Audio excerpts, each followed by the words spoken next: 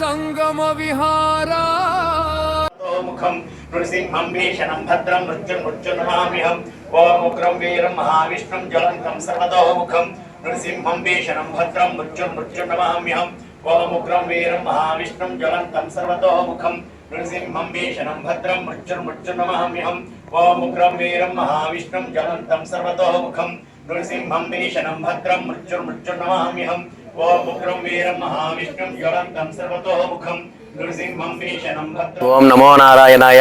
లక్ష్మీ నృసింహ పరబ్రహ్మణే నమో నమః. ఈరోజు మన అంతర్వేది పుణ్యక్షేత్రంలో ఉన్నాం. అంతర్వేది పుణ్యక్షేత్రంలో వెలిసినటువంటి లక్ష్మీ నరసింహస్వామి వారి అనుగ్రహంతో ఇక్కడ ఒక మహత్తరమైన కార్యక్రమంలో తన జీవితాన్ని అంకితం చేసినటువంటి మహా వ్యక్తిని మనం కలుసుకోవడానికి ఇక్కడికి వచ్చాం. ఆయన ఎవరంటే ఆయన పూర్వనామంలో కోయి తాతాజీ గారని తుందూరు వాస్తవ్యులైన తదుపరి ఆయన తన బాధ్యతలని సక్రమంగా నిర్వర్తించిన తర్వాత ఆధ్యాత్మిక మార్గంలో తన జీవితాన్ని తనను ఉద్ధరించుకోవడానికి ఆధ్యాత్మిక మార్గంలో ఆయన నడవడం జరిగింది.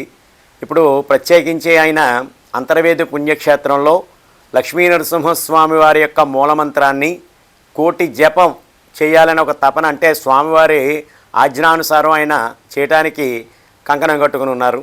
అటువంటి మహా వ్యక్తిని ఇక్కడ కలవడానికి మనం ఇక్కడికి విచ్చేసాం. ఇప్పుడు మీ ముందున్నటువంటి ఆయన కోయి తాతాజీ గారిని భగవత్ రామానుజాదాసులుగా ఆయన విష్ణు భక్తిలో పునీతమై తరుస్తున్నటువంటి రామానుజాదాస్ గారి అయినటువంటి కోయి తాతాజీ గారిని కలవడానికి ఇక్కడికి వచ్చాం. ఒకసారి మీ ముందుకి ఆయన తీసుకురావడం జరుగుతుంది. స్వామి శరణం. జై శ్రీమన్నారాయణ. జై శ్రీమన్నారాయణ. జై శ్రీమన్నారాయణ. గురువు గారు, ఇక్కడ అంతర్వేది పుణ్యక్షేత్రంలో మీరు ఎంత మహత్తరమైన యజ్ఞాన్ని చేయాలి, జపయజ్ఞం చేయాలన్న ఆలోచన మీకు ఎలా కలిగింది?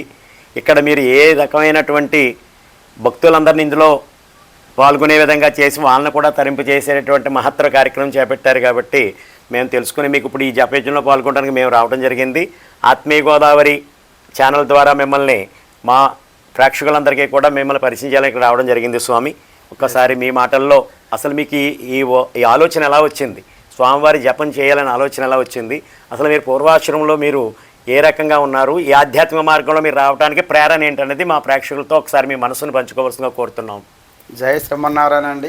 ఆత్మీయ గోదావరి ఈ ఛానల్ వారికి ముందర ప్రథమ నమస్కారం. ఓం నమో నారాయణాయ.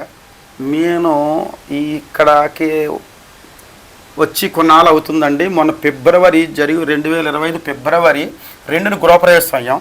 గృహప్రవేశం అయిన రోజుని ఈ ప్రేరణ జరిగిందనమాట. నాకు స్వప్న రూపం అనుకోవాలో ఏమనాలో తెలియదు. స్వామివారి ఆజ్ఞ, నువ్వు 1,08,00,000 ఈ మంత్రాన్ని జపించాను. ఆ మంత్రం గురించి కూడా నాకు తెలియదు అప్పటికి. ఆ మంత్రం గురించి కూడా నాకు తెలియదు అనమాట అండి. అది ఏంటో అర్థం కాదు. ఇది గృహప్రవేశం అయిన రోజునే 2025 ఫిబ్రవరి 2వ తారీఖు అనమాట అండి. ఇదప్పటికి నేను దీని గురించి ఆలోచిస్తే అసలు ఎవరు కొంతమంది అడిగితే చేయొచ్చు అన్నారు, కొంతమంది చేయకూడదు అన్నారు. ఈ మంత్రం ఇది దీని గురించి అహోబెలం, సింహాచలం, మన యాదగిరిగుట్ట ముఖ్యమైన క్షేత్రాలు, నవనరసింహ క్షేత్రాలు, ముఖ్యమైన క్షేత్రాలు, పెద్ద క్షేత్రాలు అని వెళ్ళి తెలుసుకుంటే వాళ్ళు ఎవరు చేయలేదని చెప్పారు. ఈ కోటి యజ్ఞం ఈ మంత్రం జరగలేదు, వేరే చేసాం, ఇది చేయగలుగుతారంటే మీరు కొంత కష్టం అవుతుంది, ఇది చేయలేరు అన్నారు.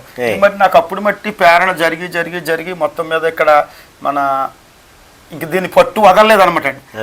కొంతమంది పీఠాధిపతుల్ని, కొంతమంది ఋషి వీళ్ళందరినీ కలుసుకున్నాను అనమాట అండి. మొత్తం దేశం అంతా తిరిగి కొంతమంది కలుసుకున్నాక ఇక్కడ దీని గురించి చెయ్యొచ్చు. ఇది కొంతమంది దీని రకరకాలుగా ఈ మంత్రాన్ని ఓం ఉగ్రం వీరం మహావిష్ణుం జ్వలంతం సర్వతోముఖం నృసింహం భీషణం భద్రం ముచ్చు నమామ్యహం అనే ఈ మంత్రాన్ని మొత్తం మీద నాకు ఇందులో కొన్ని 2-3 రకాలు ఉన్నాయండి. కొంచెం ఒత్తులు తేడాతోటి ఈ మంత్రాన్ని నాకు ఒక పీఠాధిపతి రాసిచ్చారన్నమాట. ఇది చేయండి. చేసిన వాళ్ళు ఇది ఎందుకంటే ప్రథమంగా భగవంతుడికి శాంతి. దీని వివరణ భగవంతుడికి శాంతి మంత్రం చేయటం వల్ల.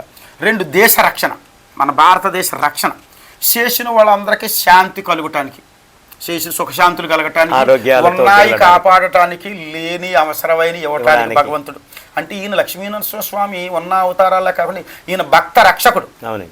ఈయన భక్తులు రక్షించడానికి వచ్చాడు. ప్రహ్లాదవరదుడిగా వచ్చి ప్రహ్లాదవరదుడిగా భక్తులు ఎన్ని ఆపదలు వచ్చినా కూడా చాలా సార్లు భక్తుల రక్షణ కోసం వచ్చాడు అనమాట. భక్త రక్షకుడు అంటారు అనమాట. భక్త ఉన్నవాళ్ళు వేరండి. ఇప్పుడు జన్మత రామావతారం కృష్ణావతారం ఇది ఓన్లీ భక్తులను రక్షించడానికే వచ్చారన్నమాట. ఆది శంకరాచార్యులు కూడా ఒకళ్ళు ఎవడో మాంత్రికుడు కన్నరికి పోతుంటే వచ్చి కాపాడాడు.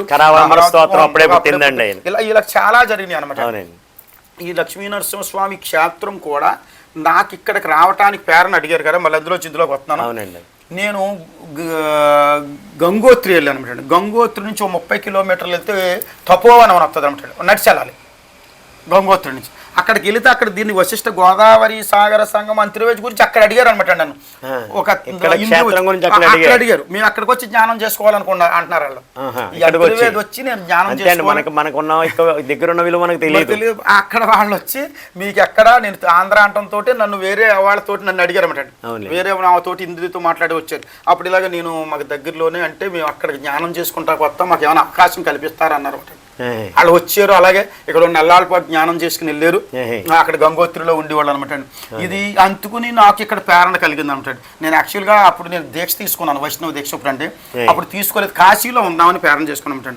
నేను నాకు ఒక 55 సంవత్సరాలు వచ్చేటప్పటికి వానప్రస్థ ఆశ్రమం చేరాలని చెప్పి ఎక్కడికో దుక్కుకో ప్రయాణం పెట్టుకున్నాను. అరుణాచలం అనుకున్నాను, కాశీ అనుకున్నాను. ఆఖరికి భగవంతుడు ఇక్కడ తీసుకొచ్చాడు. ఎందుకు తీసుకొచ్చాడంటే ఈ మీ మాట గడ్డొస్తున్నాను గురువుగారు. మీరు మొత్తం 29 రాష్ట్రాల్లో కూడా తీర్థయాత్రలు చేశారని విన్నాం. చేశాను. ఆ గంగోత్రి అవి కాకుండా మీరు బదరీలో ఒక 6 నెలలు తపస్సు చేశారని విన్నాం. అంటే తపస్సు అంటే బద్రీలో ప్రతి సంవత్సరం వెళ్ళి 6 నెలలు 4 నెలలు ఉంటాను. చిన్నజీయర్ స్వామి వారి ఆశ్రమం ఉందండి అక్కడ, అష్టాక్షరి. అందులో ఒక సేవకుడిగా వెళ్ళి నేను అష్టాక్షరి అక్షర లక్షల అష్టాక్షరి చేసుకున్నాను. ఓం నమో నారాయణ చెప్పకూడదు, అది మంత్రం చెప్పకూడదు. అది అక్కడ అక్కడ అక్కడ మాకు ఒక మేనేజర్ గారు, ఆ చిన్నజీయర్ స్వామి వారు వాళ్ళందరూ నాకు బాగా చేశారు. నాకు ఆ అష్టాక్షరి అక్షర లక్షలు చేసుకునే భాగ్యం కలిగించారు. నాకు అక్కడ రోజు బద్రీనారాయణ స్వామి దర్శనం చేసుకుంటాం, అది చేసుకుంటాం జరిగింది. అక్కడ మొత్తం మీద మన భారతదేశం అంతా సంపూర్ణ యాత్ర అయ్యిందండి. శ్రీలంక సంపూర్ణ యాత్ర, శ్రీలంక సంపూర్ణ యాత్ర, నేపాల్ దేశం సంపూర్ణ యాత్ర. పూర్వం 10 సంవత్సరాల క్రితమే టిబెట్ మానస సరోవర్ వెళ్ళి వచ్చేసాను. ఇంకా మనం మన దేశంలో అన్ని కుంభమేళాల పర్వత దర్శనం కూడా చేసుకున్నారు. ఏమండి కైలాస పర్వత దర్శనం కూడా చేసుకున్నారు. పరిక్రమణ కూడా చేశాను. అదంతా భగవత్ సంకల్పం నాది కాదు. మేము పశ్చిమ గోదావరి జిల్లా భీమవరం మండలం తుందూరు గ్రామం. మేము రైతులు, వరి రైతులు. మేమంతా సదా రైతులు అనమాట. రైతులు, వరి రైతులు. మళ్ళీ చేపలు కూడా లేవు మాకు, చేపల చెరువులు కూడా లేవు. మేము ముగ్గురు అన్నదమ్ములకి వరి రైతులు అనమాట. వరి చేసుకుంటూ ఇలాగేదో నాకు ఫస్ట్ పేరన ఫస్ట్ గురువు ఇప్పుడు 10 లెక్కలో ఉన్నారండి, 10 సంఖ్యలో ఉన్నారు గురువు. ఫస్ట్ గురువు నాకు సాగంటి కోటేశ్వరరావు గారు అండి, మహానుభావులు. ఆయన వల్ల నేను కొన్ని విని సంపూర్ణ రామాయణం విని నేను అలా మనం ఆయన చెప్పినట్టుగా విధానంగా ఎందుకు పాటించుకోకూడదు అని ఏదో కొద్దిగా ఆస్తుంటే పిల్లలకి అప్పగించేసి నా బాధ్యతలు అయిపోయాక ఒక 55 సంవత్సరాలు పూర్తిగా తప్పుకుని ఇక్కడికి వచ్చేసాను అంటే. ఇంకా అప్పుడు దాకా తిరుగుతూ వచ్చాను ఇంటికి వెళ్తూ. ఇంకా పూర్తిగా మన ఇంటికి వెళ్ళకూడదు అని చెప్పి అంతర్వేది క్షేత్రం నాకు 55 సంవత్సరాలు వచ్చాను. ఇప్పుడు నాకు 60 అనమాట. 5 సంవత్సరాలు ఇక్కడికి వచ్చాను అనమాట. మళ్ళీ 5 సంవత్సరాల్లో తుందూరు గ్రామం వెళ్ళలేదండి నేను, ఇంకా వెళ్ళకూడదని. ఇప్పుడు మీరు ఇక్కడికి వచ్చిన తర్వాత ఈ ప్రేరణ నరసింహస్వామి వారి వల్ల మీకు కలిగింది. సంవత్సరమేనండి ఇది జరుగుతా. నేను ఫిబ్రవరిలో ఉంటాను. ఈ ఉగ్రం వీరం మంత్రం గురించి నాకు స్వప్న రూపంగా, స్వప్నం అనుకోవాలి ఏమనాలో నాకు తెలియదు, అంత పరిజ్ఞానం ప్రేరేపించారు. అది అప్పుడు మట్టి నాకు బాగా ఇది చేయించాలి నా కోసం కదండి. ఇప్పుడు దాకానే తిరిగిందంతా నా కోసం, ఉద్ధరించుకోవడానికి, లోకాధరణ. ఇది దేశ క్షేమం. దేశం కొంచెం సంక్షోభంలో ఉందంట, క్షేమం, స్వామికి శాంతి, చేసిన వాళ్ళందరికీ కూడా సుఖ సంతోషాలతో ఆనందాలతో ఉండేలాగా అందరికీ పంచుటం. దీన్ని ఎలాగంటారంటే భగవద్గీతలో మధుర ఫలాన్ని ఒక్కలే తినకూడదు అంటండి, అందరికీ పంచాలి. ఇది ఒక మధుర ఫలం అనమాట. ఇది ఎవరికి ఎంత ప్రాప్తి ఉందో అంత జుర్రుకుంటారు. ఇది ఎంత ప్రాప్తి ఉంటే అంత అనుగ్రహం ఉంటేనే కదండి. అంత ఇక్కడ రాలేరు కదా. ఇక్కడికి మన పక్కన ఉన్న వాళ్ళే చేయగలుగుతున్నారు. ఆచంట నుంచి వచ్చారు, ఇక్కడ పక్కన ఊళ్ళో ఉన్న వాళ్ళు రాగలుగుతున్నారు. అది భగవద్ అనుగ్రహం. ఈ విషయం తెలుసున్న వాళ్ళు, ఈ మధుర ఫలాన్ని రుచి వెరిగిన వాళ్ళు రాగలుగుతారు అనమాట. అంతేగాని మనం ఎక్కడున్నా పక్కన ఉన్న వాళ్ళే చేయలేరు. ఇక్కడ ఎంతమంది లేరు. అవునండి, మీరు అన్నట్టు ఆయన అనుగ్రహం ఉంటేనే ఉంటాం, చేయాలి. సుకృతం కూడా ఉండాలంటే ఎటువంటి మహత్కార్యంలో పాల్పంచుకోవాలంటే వాస్తవాన్ని ఇప్పుడు అయితే మీరు ఇప్పుడు దీన్ని కోటి జప యజ్ఞం చేయటం అనేది ఎప్పుడు ప్రారంభించారు మీరు? మొన్న ఫిబ్రవరి 2 ఈ 2026 ఫిబ్రవరి 2 పౌర్ణమి రోజు, మాఘ పౌర్ణమి రోజు మొదలు పెట్టారు. మాఘ పౌర్ణమి కదండి, ఫిబ్రవరి కాదండి, ఏప్రిల్ అండి. ఏప్రిల్లోనే ఏప్రిల్ చైత్ర మాసంలోనే మాసంలోనే ఉగాది వెళ్ళిన తర్వాత పౌర్ణానికి ప్రారంభించాం అనమాట. ఇవాళ 18వ రోజు కొనసాగుతుంది ఇది. అంటే ఎన్నాళ్ళలో ఇది పూర్తి అవుతుందని ఏమన్నా మీకు కొంచెం ఏమన్నా దానికి ఒక లక్ష్యం ఉందండి? లేదండి అసలు. అంటే ఎన్ని పడుతుంది అంటారు? ఒక సంవత్సరం పైనే కానీ లోపల అవుతుంది. మీరు రోజుకి ఎంతమంది ఇక్కడికి వచ్చి కార్యక్రమంలో పాల్గొంటున్నారు? ఉంటున్నారండి రోజుకి 50 మంది 60 మంది అలా వస్తున్నారు. ఒక మాల చేసి వెళ్ళిపోయేవాళ్ళు, ఒక మాల చేసి వెళ్ళిపోతున్నారు. 10 మాల. మీరు ఏమైనా రోజుకి ఇంత పెట్టుకుందామని అనుకున్నామండి. కంగారు అయిపోతుందని. ఇప్పుడు మీకు పని ఉంటుంది, 10 మాలలు చేయాలనుకుంటారు, కంగారు అయిపోతుంది కదా, కంగారు పడిపోతుంది. మనం మంత్రం కూడా సరిగ్గా చెప్పం. ఇప్పుడు టైం ఎంత వరకు పెడుతున్నారండి? రోజు ఎన్ని గంటలు? రోజు పొద్దున్న 5:30కి స్టార్ట్ చేస్తానండి నేను. వచ్చిన వాళ్ళు వస్తూ ఉంటారు. మధ్యాహ్నం 1 గంట అండి. 1 గంట అంటే భోజనం చేసిన తర్వాత చేయకూడదు అన్నారు గురువులు అండి. నియమం. భోజనం చేసిన తర్వాత ఈ మంత్రాన్ని జపం చేయకూడదు అనమాట. ఇది అందుకని 1 గంట దాకా పెట్టామన్నమాట. ఇందులో వచ్చేవాళ్ళు వస్తున్నారు, వెళ్ళేవాళ్ళు వెళ్తున్నారు. పొద్దున్న 5:30 నుంచి 1 గంట దాకా. దీన్ని వాళ్ళని ఎవరిని మనం వెళ్తారన్నమాట. మీకు ఇప్పుడు ఉదయం 5:30 నుంచి రాత్రి మధ్యాహ్నం 1 గంట వరకు ఒక ఏమైనా ఇంత సంఖ్య అవుతుందని ఏమైనా మీకు ఏమైనా ఉందండి? కౌంట్ కూడా చేయట్లేదండి. ఒక 2 మాసాలు ఎంత ఇద్దరు చేద్దాం. ఇప్పుడు ఎలాగ అవదండి. ఒక 6 మాసాలకి పైన ఎట్టి పరిస్థితుల్లో లోపల అవదండి. అంటే రోజుకి ఏమైనా ఒక 20 తావలాలు మీరు చేసినా రోజుకు ఒక 80,000 చెప్పవద్దు. ఒక 40 మంది వస్తే మా లెక్క ప్రకారం వస్తేనండి రావాలి కదా. ఇప్పుడే కదండి, ఇంకా మొదలవ్వలేదు. కొంచెం ఇంకా మీరు ద్వారా ప్రసారం అవుతుంది. ఇది నాకు ఎంత అయినా కంగారు ఏమీ లేదు. అవునండి, అవును. స్వామి జరగాలంటే దానికి ఏం సమయం పెట్టుకోలేదు. ఎక్కువ రోజులు ఉంటే నేనే ఎక్కువ చేసుకుంటాను. అంతేండి. ఈ మధురపాల నేనే ఎక్కువ. ఎవరో రాకపోయినా మీరు ఒక్కరే చేస్తారు. అంటే సంవత్సరాలు ఎక్కువ పట్టింది. అలా అనమాట అనుకోండి. మీరు ఇంకా 10 కాలాల పాటు ఉండాలి. మనం ఏంటంటే నారాయణ సేవలో ధరించాలి, మమ్మల్ని కూడా ధరింప చేయాలి. మనం ఎంత ఉంటామో తెలియదు కాబట్టి అంతుకు తప్ప లేకపోతే నేనే చేసేసుకోవచ్చాను. అవునండి. పీఠాధిపతి ఏమన్నారంటే మీరే చేసేసుకోండి 10 సంవత్సరాలు. 10 సంవత్సరాలు నేను ఉండాలి కదా. అందు గురించి ఇది అన్నమాట అండి. ఇది ఒక సంవత్సరం అయిపోతుంది అనుకుంటున్నానండి. మొదలెట్టిన నుంచి ఆ లక్ష్మీనరసింహ స్వామి గారు చూసుకుంటారండి. అన్ని నేను కాదు, ఆయన సమకూరుతున్నారండి. ఏది కావాలితే ఆయనే సమకూర్చి పెడుతున్నారు. ఏదవుతుంది ఆయన సమకూరుతున్నారండి. అన్ని బాగానే జరుగుతున్నాయి ఆయన అనుగ్రహంతో. అన్ని చాలా చక్కగా బాగా జరుగుతున్నాయి అనమాట అండి. వచ్చిన మంచిది గురువు గారు. మీ ద్వారా సమస్త జనానికి కూడా మంచి జరగాలని మీ మంచి మనస్సుతో ఆలోచించి ఆ భగవంతుడి యొక్క మీరు అన్నట్టుగా మధురఫలం అంటే ఆ మంత్రంలో ఉన్నటువంటి శక్తి అందరికీ పంచుతున్నారంటే మీరు వీళ్ళు చేసుకున్న పుణ్యం అనుకోవాలి. ఎంతమంది మీ దగ్గరికి వచ్చి చేస్తున్నారంటే వాళ్ళ పూర్వజన్మ సుకృతంతో లక్ష్మీ నరసింహస్వామి అనుగ్రహంతో ఇక్కడికి రాగలుగుతున్నారు. లేకపోతే రాలేరు.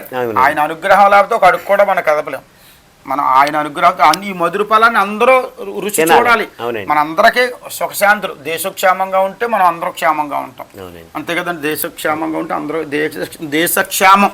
అందరికి చేసిన వాళ్ళకి ఎంత భుజింతే అంత క్షేత్రం అని చెప్పేసి అందరికీ జనాలకి అందరికీ తెలిసిందే. ఇక్కడికి మీరు 5 సంవత్సరాల్లో అయింది, ఇక్కడికి వచ్చి అన్నారు.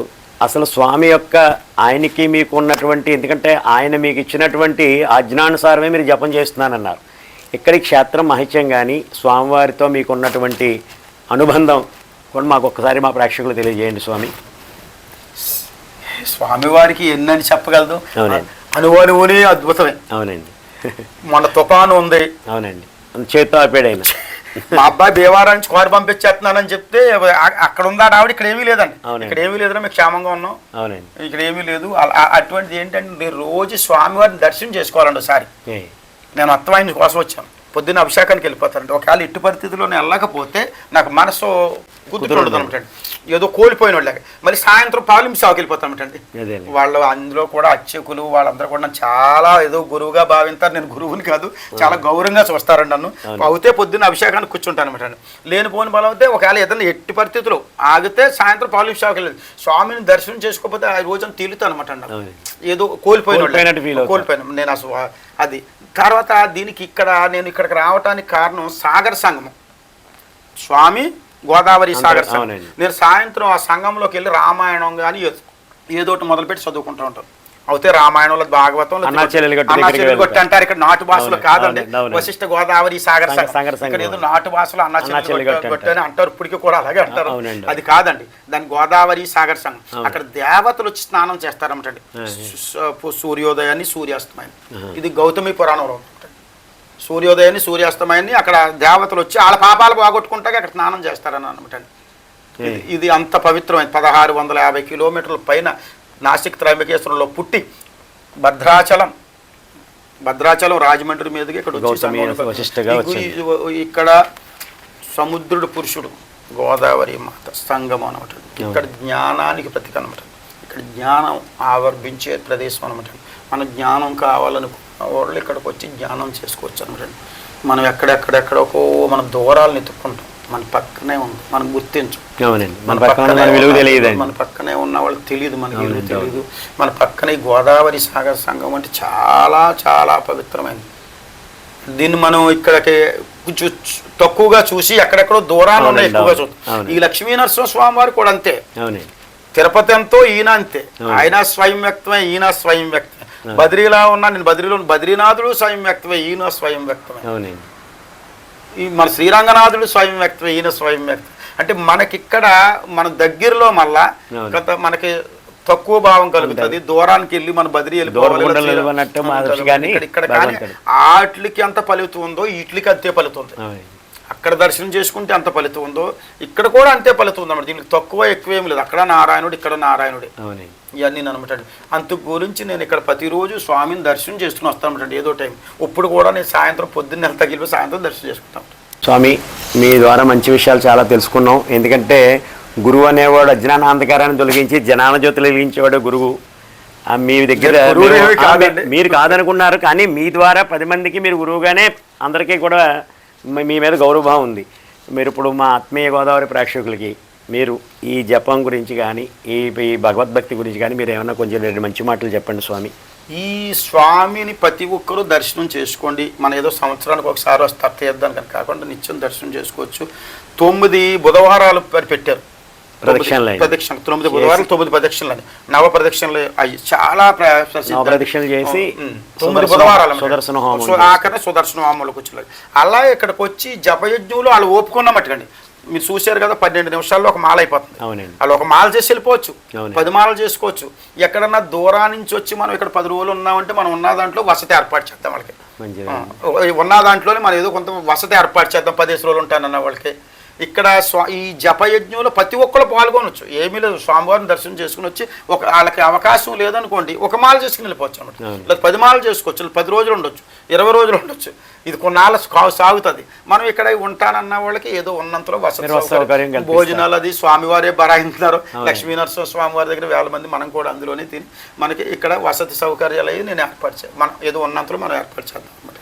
జై శ్రీమన్నారాయణ. అన్నారు కదండి ఇప్పుడు స్వామీజీ చెప్పిన మాటలు. ఇక్కడ స్వామివారు చేస్తున్నటువంటి ఈ జపయజ్ఞం అనేది ఆయన చెప్పినట్టు ముద్రపాలాలు అందరికీ ఫలితం అందరికీ అందాలని ఉద్దేశమే. మీకు ఒక విషయం ఉదాహరణ ఇస్తున్నాను. భగవద్ రామానుజాచార్యులు వారు అష్టాక్షరి మంత్రం అనేది చాలా గుప్తమైన మంత్రం, రహస్యమైన మంత్రం, ఎవరికి చెప్పకూడదని పండితులందరూ కూడా ఒక ఆంక్షలు విధిస్తే లోకానంతరికీ క్షేమం చేకూరాలనే ఉద్దేశంతో శ్రీరంగం గోపురం ఎక్కి అష్టాక్షరి మంత్రాన్ని ఓం నమో నారాయణ అని ఎలుగెత్తి చాటాడు. అదే ఆ భగవద్ రామానుజ వారి భక్తి పరంపరలో తన జీవితాన్ని ధన్యం చేసుకున్నటువంటి మన కోయితాదాజీ స్వామి వారు ఆ రామానుజుల వారి సిద్ధాంతాన్ని పుణుకుపుచ్చుకొని ఈ జపయజ్ఞ భాగాన్ని ఆయన చేసుకోవచ్చు. ఒక 10 ఏళ్ళకో లేకపోతే 9 ఏళ్ళకో 8 ఏళ్ళకో ఆయన పూర్తి చేయగలరు కోటి యజ్ఞాన్ని. కానీ ఈ 10 మందికి కూడా ఈ ఫలితాన్ని అందిస్తే వాళ్ళందరి జీవితాలు సౌఖ్యంగా ఉంటాయి. లోకక్షేమం కోసం మనకి శత్రు భయాలు, ఇప్పుడు మన దేశాలు యుద్ధ భయాలతోటి ప్రపంచం అంతా కూడా అతలాకుతలం అవుతుంది. అవేమీ లేకుండా శాంతి చేకూరాలని చెప్పి అందరి జీవితాలు కూడా సుఖ సంతోషాలతో అష్టైశ్వర్యాలతో వర్ధిల్లాలనే మంచి కాంక్షతోటి భగవత్ రామానుజాచార్యుడి యొక్క సిద్ధాంతాలన్నీ కూడా నరజరాన జీర్ణించుకున్నటువంటి రామానుజాదాసులైన మన తాతాజీ స్వామి గారు మనకి చక్కటి అవకాశం ఇచ్చారు. కాబట్టి మీరందరూ కూడా ఇక్కడికి వచ్చి అంతర్వేది క్షేత్రానికి వచ్చి ఈయన చేస్తున్నటువంటి ఈ జపంలో మీ శక్తానుసారం ఎన్ని రోజులు అంటే అన్ని రోజులు, ఒక రోజు అయితే ఒక రోజు, ఒక గంట అయితే గంట వచ్చి ఇక్కడ జపయజ్ఞం చేసుకుని మీ జీవితాలను ధన్యం చేసుకోవాలిగా కోరుచున్నాను. స్వామియే శరణమయ్యప్ప, స్వామి శరణం. అలాగే లక్ష్మీ నరసింహస్వామి అనుగ్రహం మీ అందరికీ కూడా పరిపూర్ణంగా కలుగా. నమో నారాయణ, నమో నరసింహ.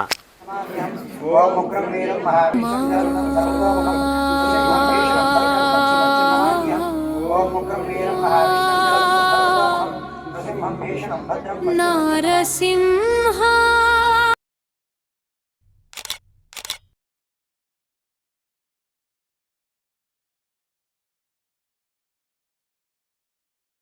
గోదావరి ఛానల్ను సబ్స్క్రైబ్ చేయండి, లైక్ చేయండి, షేర్ చేయండి.